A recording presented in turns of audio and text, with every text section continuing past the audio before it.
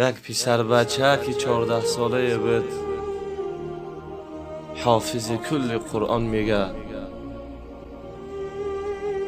پدرش هر باری که از نزد حجره که پسرکش گذر میکرد، صدای شیرین فرزند را میشنید است که سوره زیبای الرحمن علم القرآن را تلاوت میکنه. پدرش میگه هر باری که من میگذشتم صدای شیرین فرزند من میشنیدم که سوره الرحمن را قرائت داره.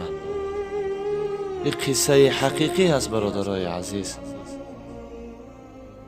اکشم بیان میکنه که هر بار که دادرچه من میدیدم یک همی عادت زیبایی داشت، در دستکش همه تلفنشو قرآن تلاوت میکرد و از پیشانیش میبوسیدم که خدایا تو را سپاس که به من چنین دادر عطا نمودی. اکشم میگم بعدی نماز خفتن یا بعدی نماز شام هرگاه که یک دقیقه هکی که داده رو میافت نگاه میکردم تلفنش در دستش قرآن میخواند.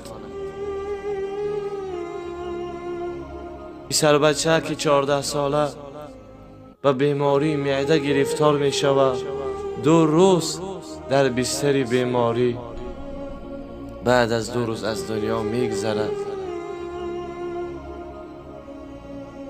پدرش میگه بعد از گذشت فرزندم دیگه خانه من، نور خاندان من از من گم شد.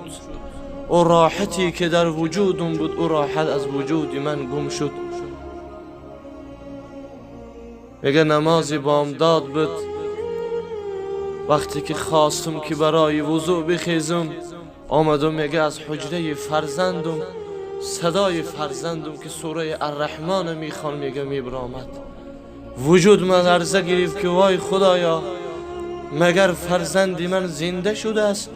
در با یک امید باز کردم، صدا خاموش شد. یک نوری را در بالای جاکه جگرگوشم دیدم که یک نوری زیبای درخشان بود. جاگه فرزند ما با آغوش گرفتم و بوسه کردم. خدایا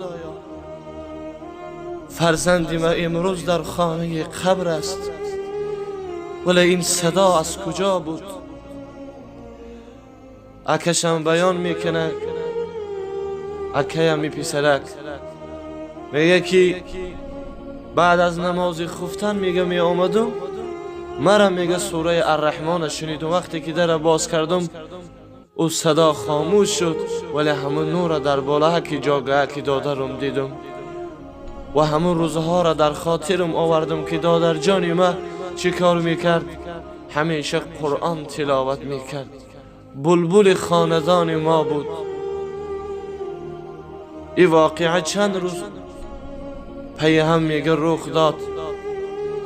یک شیخی را آوردیم که این چنین حال است. شیخ میگه آمد و بعد از نماز خفتن میگه یک جای آمدن و خود با گوشهای خود شنید صدای دلنشینی پسرک که قرائت میکرد الرحمن علم القرآن خلق الانسان علمه البیان.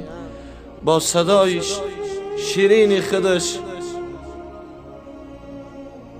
میگه شیخ به پدرش گفت که این صدای فرزند شماست. پدرش گریه کنان گفت که یا شیخ آره این صدای فرزندی من هست. میگه وقتی که در باز کردن شیخ همون نور که دید در روی جاگه که پسر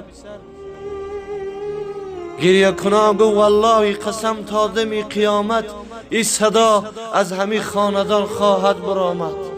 اگر چندی که این خانه ویرانم شود و این نور در همیجا تجلا خواهد داد. این صدا صدای ملائکه هاست و این نور از جانب پروردگار است. گفت فردا صبح یک جا به سر قبر فرزندتان خواهیم رفت. فردا که میشه شیخ و پدرش و اکه همو پسر بچه که 14 ساله به سر قبرش میروند که از داخل قبرم نیست صدای دلنشینش میبراید که قرآن تلاوت میکنه. الله اکبر، الله اکبر. نگاه کنین برکت قرآن ببینین. امروز من و شما ساعتها وقت داریم، ولی یک دقیقه برای قرآن خواندن وقتمون جدا نمی کنیم.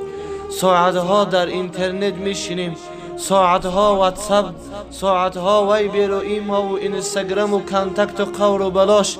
والله قسم روز قیامت خدا از ما سوال میکنه. روز قیامت این قرآن در پیشگاه الله تبارک و تعالی شکایت میکنه خدایا آخی ما کو کلامی تو بدون، بنده هات همیشه رو به چی آوردن؟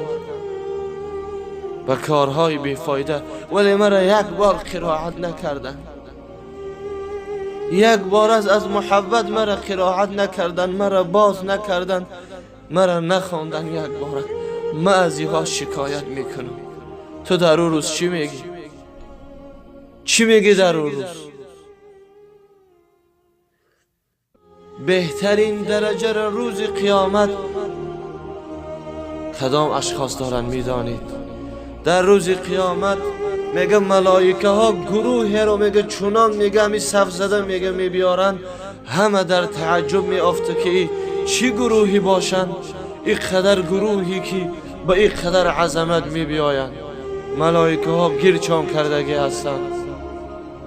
وقتی که باز میکنن سوال میشه که اینها چی اشخاصی هستند؟ جواب به آنها میشه که اینها قاری ها هستند و اینها مادر و پدرای قاری ها هستند که در تاری سرشان تاجی هست از نور آفتاب روشن زیادتر و او همسرای قاری ها هستند. سبحان الله. سخن میشه که همگی را داخل جنت ببرین، همگی را داخل جنت ببرین. خوشا به حالی من و تو که اون روز فرزندی ما قاری باشه، پدری ما قاری باشه، اکهی ما دادری ما قاری باشه، یا همسری ما قاری باشه، یا زن شوهرش قاری باشه. خوشا به حالش، خوشا به حالش که جامعه های از جامعه های بهشتی ها را میپوشونن شانا. میگه بدراین که داخل جنت، ای بلبلانی جنت بدراین.